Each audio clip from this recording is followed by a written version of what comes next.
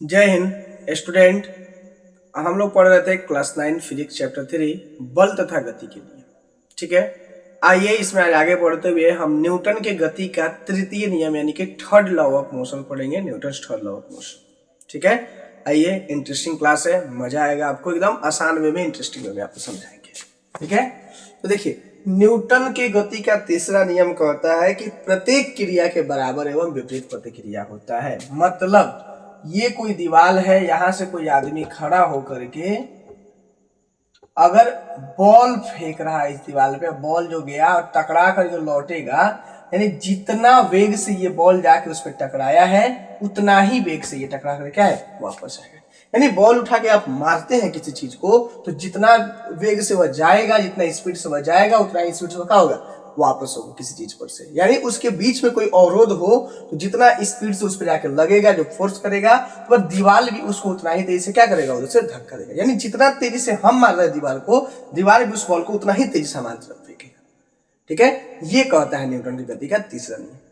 यही रीजन है, ठीक है, कि बॉल को हम कहीं पे फेंकते हैं किसी दीवार पे तो लौट के फिर हमारे हाथ में आता है। तो खेलने के लिए गांव में सुबह सुबह खेलते होंगे कभी कभी, देखिए बॉल को मार के दीवार फेंके हाथ में, फिर बॉल को मारे फिर हाथ में, बॉल को मारे फिर हाथ में। ये क्यों होता है? तो ये न्यूटन के तीसरे गति नियम से होता है कि प्रत्येक क्रिया के बराबर एवं विपरीत प्रतिक्रिया होता है।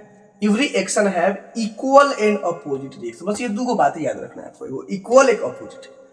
इक्वल होगा जितना हम एक्शन जितना हम लगा रहे हैं, एक्शन हमारा जितना होगा उतना ही उसका रिएक्शन होगा, लेकिन अपोजिट में होगा कि हम इधर से मार रहे हैं वो उधर से मार रहे हैं। तो एक्शन इक्वल होगा लेकिन उसका क्या होगा, अपोजिट रिएक्शन। ठीक है, तो ये रहा हमारा न्यूटन की गति का तीसरा नियम।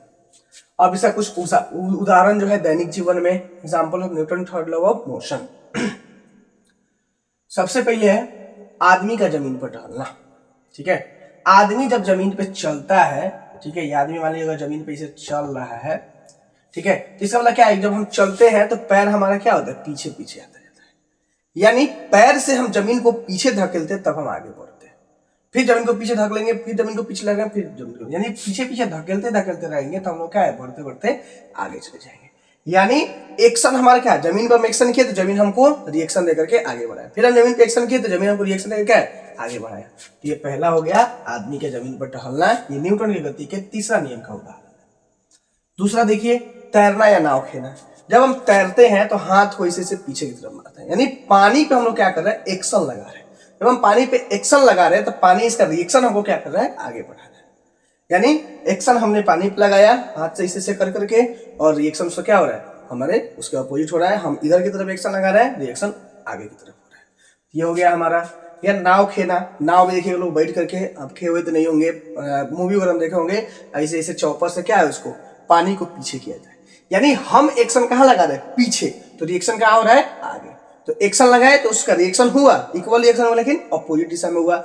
हम एक्शन पीछे की तरफ लगा रहे हैं और जा रहे हैं आगे की तरफ जा रहे हैं, यानी एक्शन पीछे हुआ, रिएक्शन क्या हुआ, आगे हुआ। चलिए तीसरा क्या है, नाव से किनारे पर कूदना। देखिए कोई आदमी यहाँ पे मान लीजिए ये नाव है और यहाँ आदमी कोई है, यहाँ से इसको किनारे कूदना है। इसको जब यहाँ से किनारे की तरफ जंप करेगा तो इसका मतलब क्या हुआ, ये आदमी जो है ये नाव पे क्या करेगा, पीछे की तरफ फोर्स लगाएगा। यही जो ये पीछे की तरफ एक्शन लगा रहा है ना, यही एक्शन के अपोजिट जो इसका रिएक्शन हो रहा है, जिसकी वजह से जमीन पे कूद पा रहा है।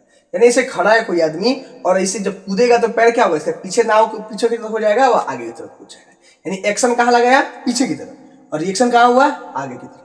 तो ये हमारा एक उदाहरण हो गया कि नाव से किनारे पर कूदना। यहां भी जो गति का नियम फॉलो किया जाता है वह न्यूटन की गति का तीसरा नियम है।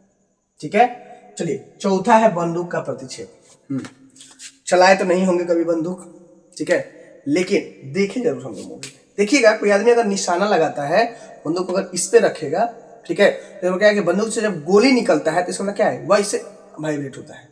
या जिसे गोली आगे निकला तो बंदूक पीछे की तरफ आता है। ये पुराने वाला राइफल में देखिएगा, मूवी वगैरह में देखिएगा या वीडियो देखिएगा पुराने वाले राइफल्स वगैरह का, तो ये आपको दिखाई देगा। अब ये कैसे होता है, मान लीजिए ये आदमी क्या कर रहा है, यहाँ से खड़ा होकर के, यहाँ से क्या है, कंधा पे इसे बंदूक रखा हुआ है और यहां से क्या है, चला रहा है। तो कहने का मतलब है यहां से जो गोली निकलेगा वह किसी ना किसी फोर्स के साथ निकलेगा। तो एक्शन कहां हो रहा है इसका, आगे की तरफ एक्शन हो रहा है, यानी कि क्रिया आगे की तरफ हो रहा है। तो बंदूक इस फोर्स की वजह, जो इस पे फोर्स वहन कर रही है, इस वजह से बंदूक कहां जाएगा, पीछे की तरफ भागेगा बंदूक, यानी झटका मारेगा। ठीक है, मतलब कहने वाला ये प्रतिक्षेप करेगा। जो बंदूक नॉर्मल हाथ से रख के चलता है वह नहीं चलेगा पीछे तरफ, इसीलिए लोग यहाँ रखे, यहाँ बंदूक नहीं रखे चलाता, ये कंधा टूट जाएगा, यहाँ रखे बंदूक, यहाँ रखते हैं ताकि पीछे की तरफ जाता है। ठीक है, तो ये रिएक्शन इसका क्या हो गया, एक्शन आगे की तरफ हो रहा है और रिएक्शन कहाँ होगा इसका, पीछे की तरफ रिएक्शन हो रहा है। ठीक है, एग्जाम्पल हो गया। और लास्ट देखिए, एक और भी बहुत सारे एग्जाम्पल है। ठीक है, यहाँ ETC लिख देते इत्यादि, और भी बहुत सारे, इतना ही एग्जाम्पल है। पांचवा है रॉकेट की गति। ठीक है, अब रॉकेट की गति क्या है, देखिए मान लीजिए हमारा रॉकेट है।